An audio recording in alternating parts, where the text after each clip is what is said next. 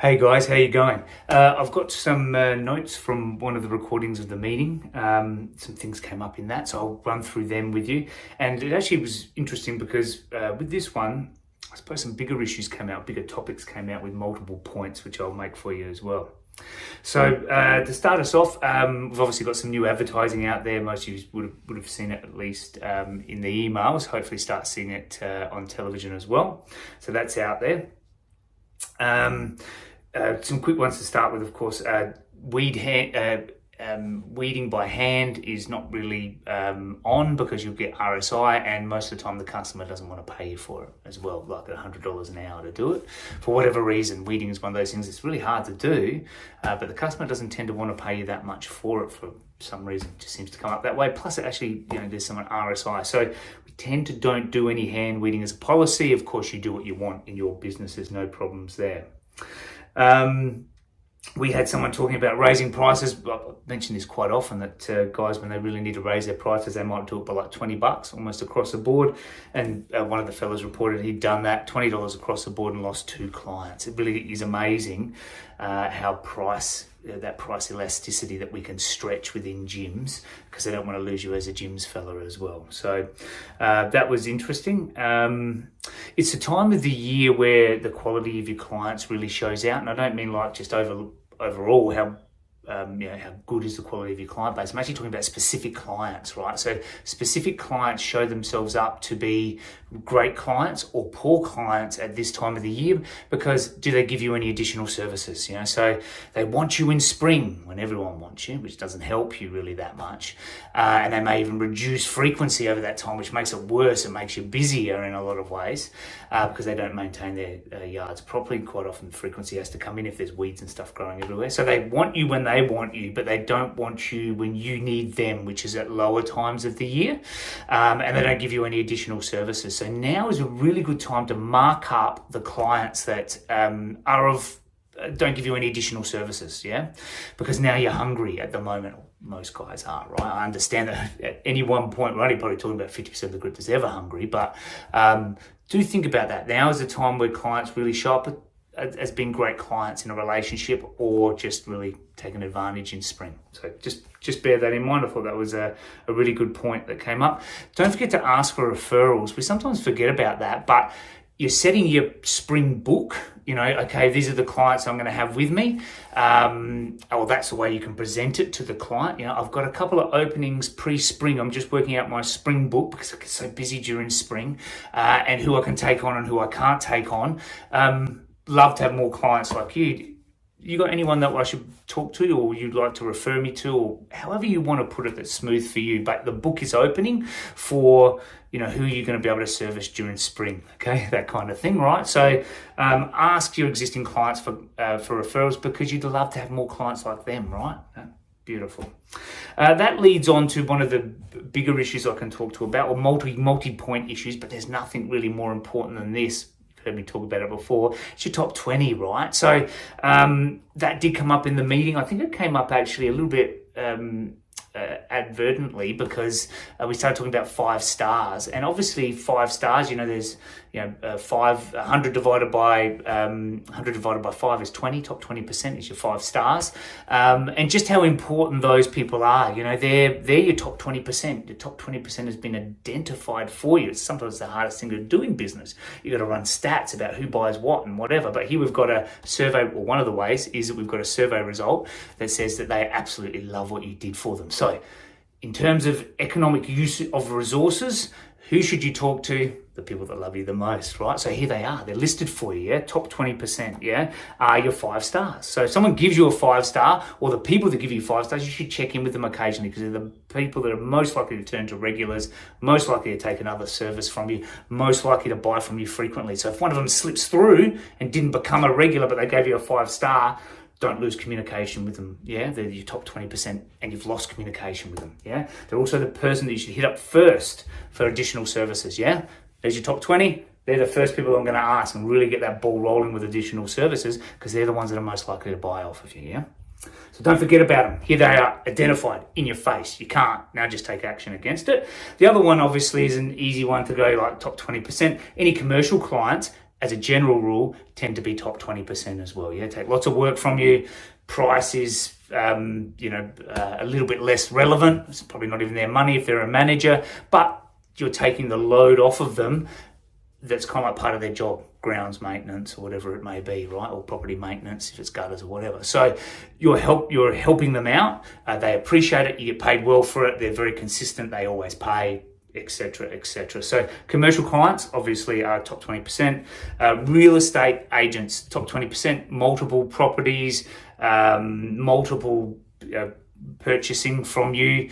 It also, with a real estate agent, if it spreads throughout the real estate organization, there's a lot of worth there as well. So one to many is really the thing that's there. And once again, it's their job, and you're taking part of their job away from them. Make this house look great for me, or tidy it up before the next tenant gets in there. Reduce timeline, so we can really adapt to that and provide really good value that they value, services or reliability and everything that business people and real estate agents are really going to appreciate. So top 20% is real estate agents. Business owners, commercial sites, industrial sites, business owners in general also spread the word. We love to refer, don't we, as business owners and help other business owners out or other people out. So they're a multiple point there, but they're also the people that, not just like commercial sites where they're employees, but they're also business owners. They're lacking in time, and multiple sites quite often as well. Their house and they're obviously their office and industrial complex or whatever.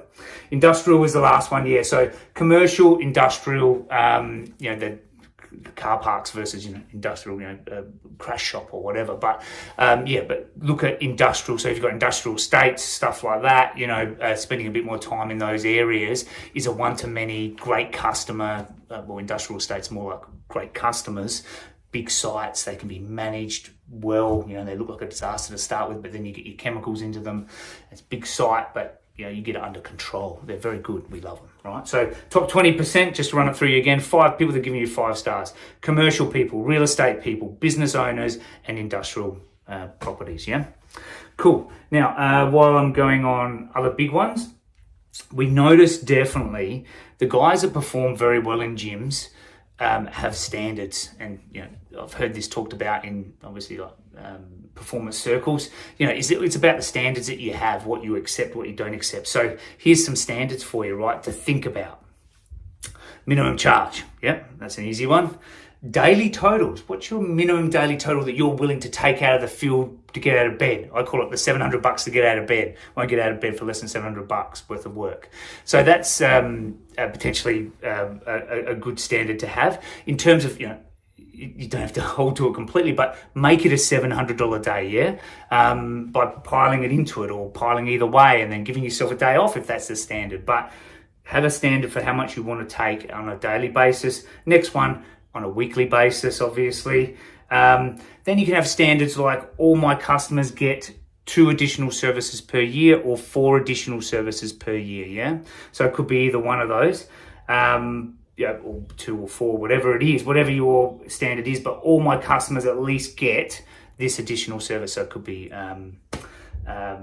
pre-emergent, it could be selective herbicides, it could be general herbicides, it could be anything, but at least they get at least 2 additional services off you per year, or maybe something price-wise. A lot of guys like to have higher price for their regular service if they don't get any additionals from them, right?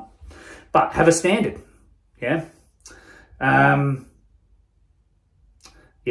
have a selected service, that would be good for their lawn, because also with the selective herbicides, don't forget, in lawn, when it comes to springtime, if a lawn's properly maintained with selective herbicides, it doesn't have to be done as often, which is great, because then you've got more time to meet new clients, so they're holding you back if you don't. And they pay on time. Standards, it still amazes me, that one, like pay on time, right? Absolutely has to be a standard. I can't believe you guys have people that don't pay on time. Now, getting to that, people paying on time, right? I was having a chat with one of the guys, been with us for a while, doing great, talking about taking his business to the next level, and the conversation went to, for next level, one of the things we could look at is the efficiencies associated with credit cards. So good money, but cash flow, right? Cash flow in business is like one of the most important kind of things, right? So we had a good conversation about integrating credit cards or credit card facilities into his operation, yeah? So that way you know when the money goes in there, boom, boom, boom, done. How much is in my account? I know because it settles at the end of every day with the amount that went through on the credit cards. There's no marrying up of like, oh, George put in 100, Fred put in, Fred put in the wrong amount. And Jan isn't even there. Now phone calls, oh my God, what a mess versus send the receipt at the same time. You're all done. You're all done versus keeping accounts. And how messy it gets when something goes wrong with that account as well, yeah? I know as well. They try to make the franchise system as efficient as possible, but if there's any stuff ups in it, I can tell you it's a mess. The withdrawal, the reversal of the withdrawal, the second attempt of the withdrawal, marrying up, you've got to keep it as simple as possible because nobody pays you for paperwork and credit cards get rid of a lot of that for you, yeah? Even if you took your worst paying customers, God, if you had some, but if you had some, the worst paying customers that you've got and you put them all on credit card, yeah? And just raise it's about 1%, raise it at the end of the financial year, up by 1% when you do your price rises, yeah, next, which is nothing. It's nothing, you know, on $100, what's a percent? One, well, $50 average job, it's 50 cents for 1%. Okay, cool. Cool. Listen, guys, the online meeting was great. Had a couple of hiccups, but the content was fantastic, and it allows us always to take stock of what we're learning from you guys and then work out how we're going to regurgitate it to you as well. So the online meeting, well attended. We'll get better at the technology associated with it, of course, but I think it was really a worthwhile experience. So I'd encourage you to do that again in the future. If you're listening to this video, you can get your attendance as well. So the magic word will be grass. Yeah, so if you can tell us what the magic word is, grass, then we can mark you off as an attendance, and we're using that obviously to document that. Okay, so have some fun. We've had a couple of short weeks, so I'm sure you're pretty busy, but yeah, start looking towards spring and the changes you want to implement in your business in terms of planning. Planning is not about scheduling only, it's about addressing the things in your business that aren't where you want them to be, and the time to do that is now before spring, along with all your maintenance and stuff like that. Yeah, so planning is about seeing what's wrong with your business and looking to change it over the next 3 months, the next quarter before spring hits, yeah? And look at your servicing of equipment, of course, at this time. Don't fall behind. If you're busy now, you know, you've got to make some time before spring, otherwise you'll run yourself ragged, yeah? Catch you guys. Thank you.